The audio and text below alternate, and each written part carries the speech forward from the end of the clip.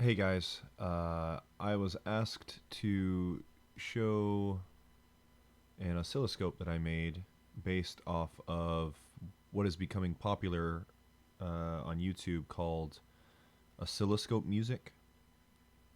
You take a left and right signal just like in your headphones, and you give one vertical motion and you give the other horizontal motion on an oscilloscope, and it makes cool patterns.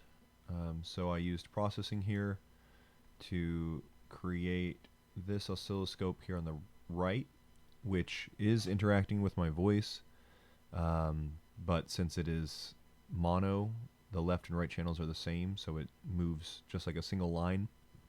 But I used Max to build this synthesizer, and I've split the channels left and right, and I can make it draw cool shapes.